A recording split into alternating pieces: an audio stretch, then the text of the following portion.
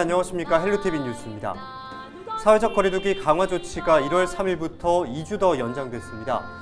오는 16일까지 사적 모임은 여전히 4명까지만 가능하고 식당과 카페 등도 저녁 9시까지만 영업할 수 있잖아요. 네, 새해를 맞아서 코로나19에서도 좀 해방됐더라면 좋았겠지만 아직은 시간이 필요한 것 같습니다. 그렇습니다. 우리 서로 개인 방역 수칙을 잘 준수하면서 조금만 더 버텨보기로 하죠. 네, 시청자 여러분의 건강한 2022년을 기원하면서 헬로티비 뉴스 오늘도 힘차게 지역 소식 전하겠습니다. 전남 지역 코로나19 확산세가 다소 감소하고 있습니다. 하지만 오미크론 확진 사례가 잇따르면서 방역당국은 긴장을 늦추지 못하고 있습니다. 순천시가 올해 일상과 경제 회복에 집중하기로 했습니다. 2023 순천만 국제정원 박람회를 치른 뒤 생태도시에 걸맞는 정주 여건을 갖추겠다고 밝혔습니다. 광양시의 어린이 보육재단 예산 지원안이 의회의 문턱을 넘지 못했습니다. 의회는 취지에 동의하지만 사전 협의가 부족했다고 밝힌 가운데 광양시는 자료를 보강해 추경에 다시 협의한다는 입장입니다. 새해 들어 보성과 해남 등 지역에서 화재가 발생했지만 다행히 인명피해는 없었습니다. 영암에서는 산에서 내려오던 60대 여성이 넘어져 구조되는 등 산악사고도 잇따랐습니다.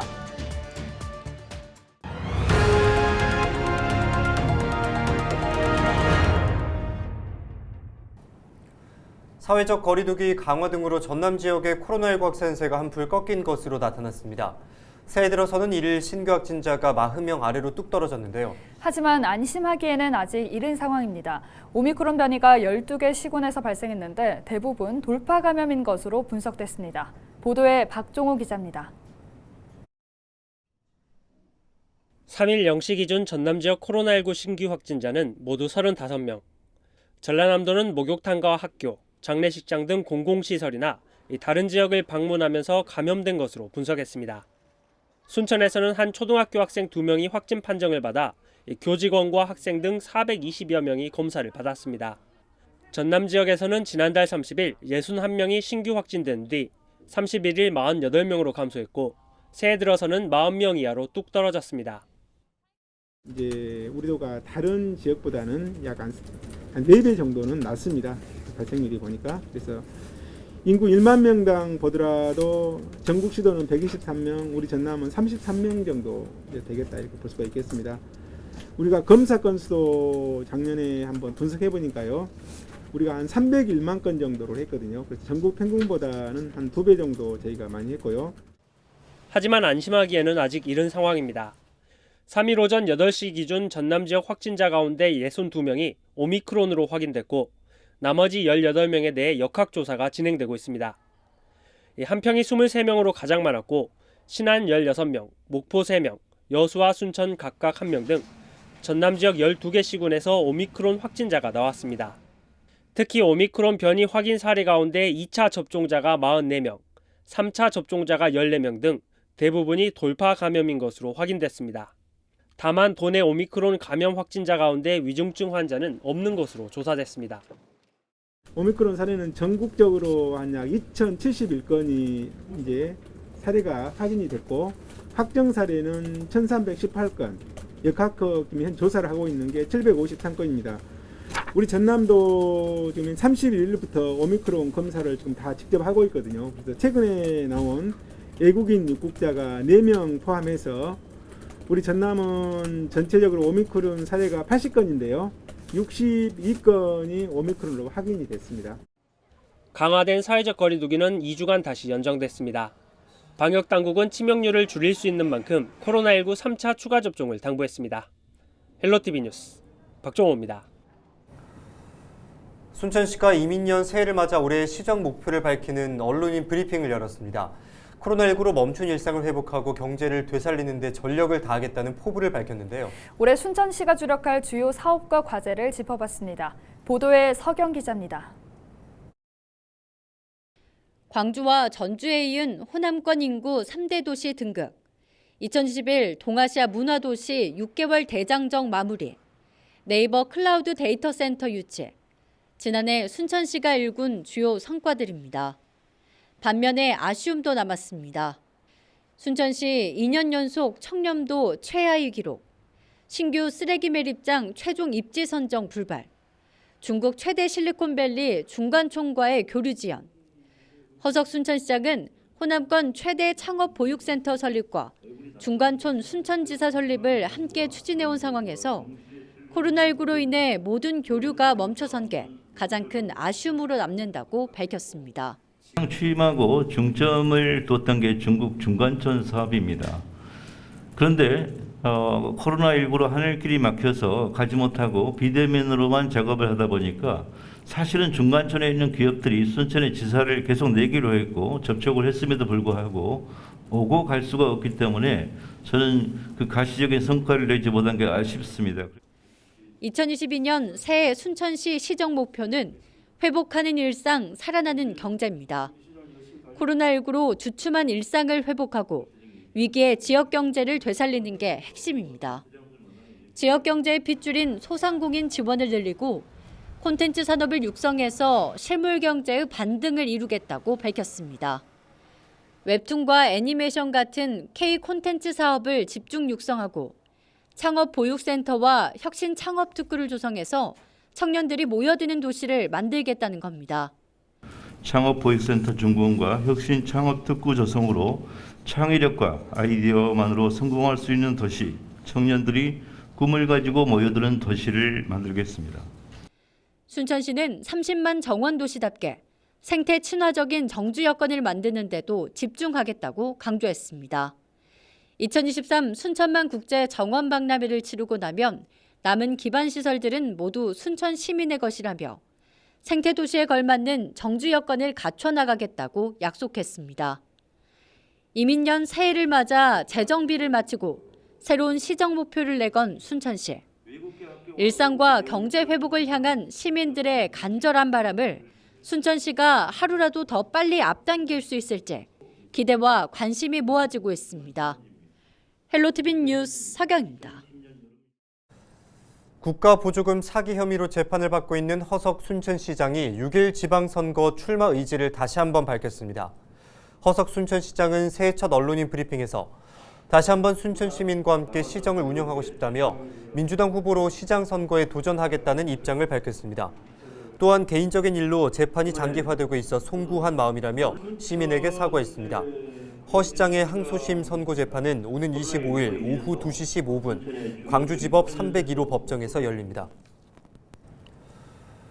지난해 광양시가 전국에서 처음으로 설립된 어린이 보육재단의 시 지원 종료를 앞두고 새로운 대안을 내놓았다는 소식 전해드렸었는데요. 시의회의 승인이 필요했던 사안인데 끝내 의원들의 마음을 움직이지 못했습니다. 광양시는 계속해서 논의를 이어가겠다는 입장인데요. 자세한 내용 김신혜 기자가 취재했습니다. 올해 광양시 예산은 1조 1,602억 원입니다. 그런데 이 예산 안에 어린이 보육재단 출연금은 빠졌습니다. 해마다 시에서 5억 원씩 지원하기로 한 기간은 지난해 종료됐고 광양시의 새로운 지원안은 의회의 동의를 얻지 못했기 때문입니다. 지난해 말 광양시는 앞으로 5년 동안 100억 원씩 추가로 지원하자는 안을 내놨습니다. 광양시 어린이보육재단은 그동안 통학차량 가침 예방 사업이나 질병아동 무료 돌봄 서비스 등 67개 보육 사업을 추진해왔습니다. 현재 자산이 45억 원 정도 남아있어 당장 아이들을 지원하는 데는 무리가 없지만 복지 사각지대를 적극 지원하고 자립 기반을 구축하기 위해서는 넉넉한 기본 자산이 중요하다는 겁니다. 실제로 재단 설립 당시 기본 자산 목표는 100억 원이었는데 현재는 2억 원에 불과합니다. 광양시의회는 지원 취지에는 동의하지만 규모나 계획 등에 대해 충분한 사전 논의가 없었다며 동의안을 부결했습니다. 갑자기 100억으로 20배가 넘는 금액이 올라오다 보니까 의원님들께서는 좀 황당해하셨고 그 100억에 대해서 어떻게 사업을 할 것인지와 관련해서 충분한 협의가 없었고 공감대 형성이 안 된 상태에서 동의안이나 예산 편성안이 올라왔기 때문에 동의가 되지 않았습니다. 또 코로나19 장기화 상황에서 우선순위로 지원할 부분이 무엇인지에 대한 고민이 먼저라고 덧붙였습니다. 광양시는 자료를 보강한 뒤 시의회와 다시 협의하겠다고 밝혔습니다. 동의안과 예산심사 과정에서 여러 가지 말씀을 의회에서 주셨기 때문에 그런 내용들을 좀 반영을 하고 좀 더 내용을 다듬어서 올해 또 추경도 있고 하니까 다시 한번 의회하고 사전에 소통을 한 다음에 재추진을 한번 해보겠습니다. 광양시가 예산 범위 안에서 어린이 보육재단의 출연금이나 보조금을 지원할 수 있다는 조례는 마련된 상황. 광양시와 시의회의 충분한 논의가 필요해 보이는 가운데 출연금 증액 지원 여부는 이르면 3, 4월쯤 진행될 추경에서 다시 가려질 전망입니다. 헬로티비 뉴스 김신혜입니다.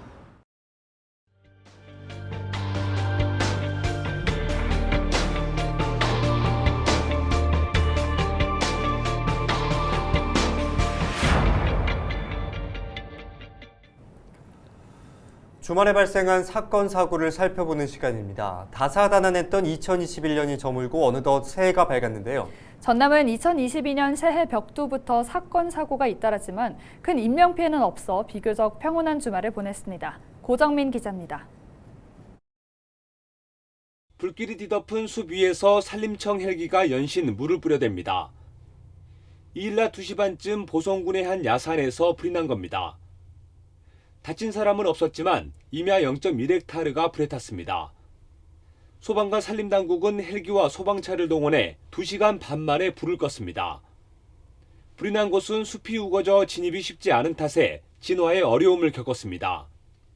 장비가 16대, 헬기가 3대고 저희 소방차 8대고 그리고 인원이 98명. 해남 황산에선 3일 새벽 4시 40분쯤 주택에서 불이 났습니다. 화재 당시 집주인이 황급히 대피하면서 인명피해로 이어지진 않았습니다. 앞서 1일과 2일 영광과 곡성에서도 화재가 발생해 창고와 주택이 불에 탔지만 다친 사람은 없었습니다. 산악사고도 잇따랐습니다. 1일 낮 3시쯤 영암에선 산에서 내려오던 60대 여성이 넘어져 소방대원에게 구조됐습니다. 아침 6시 반쯤 구례 지리산 자락에선 60대 남성이 산행 중에 갑자기 쓰러져 심정지 상태로 병원에 이송됐습니다. 등산하시다가 이렇게 가슴 통증 호소하시는 거를 등산하시던 분이 발견해서 신고하신 거예요. 2일 정오쯤 영암에선 20대 여성이 영산강 하구뚝에서 스스로 강물에 뛰어드는 일이 발생했습니다. 이 여성은 소방당국의 신속한 조치로 구조됐고 생명엔 지장이 없는 것으로 알려졌습니다. 헬로티비 뉴스 고정민입니다.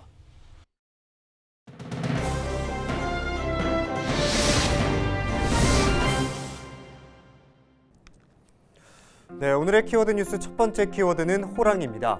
2022년 이민년은 호랑이의 해인데요. 전남 지역의 호랑이와 관련된 지명이 전국에서 가장 많은 것으로 알려졌습니다. 전라남도가 조사한 결과 전국에서 호랑이와 관련된 지명은 389개이며 전남이 74개로 가장 많은 것으로 나타났습니다. 영암군에서는 산 모양이 호랑이처럼 생겼다는 뜻인 호등산 등 8개가 있는 것으로 조사됐으며 마을이 50개로 가장 많고 섬 이름도 16개 있는 것으로 집계됐습니다. 두 번째 키워드는 독립입니다. 순천시와 의회가 소속 공무원들의 인사체계 독립을 위한 업무 협약을 체결했습니다. 오는 13일부터 지방자치법이 개정되면서 지방의회 의장이 의회 소속 공무원에 대한 인사 권한을 가지게 됩니다. 순천시는 의회와 협약을 체결하고 공무원 임연, 공무 징계 등에 관한 업무 이관, 인사교류 협력 등에 대해 협력해 나가기로 약속했습니다.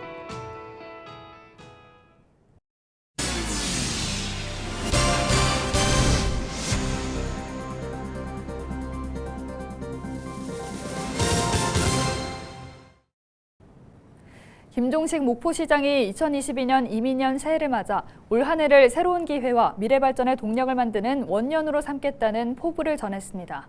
김 시장은 3일 신년사를 통해 시정 운영 방향을 제시하고 신재생 에너지와 수산식품, 관광과 문화예술 분야 등 4대 핵심 전략 산업을 차질 없이 추진하겠다고 밝혔습니다.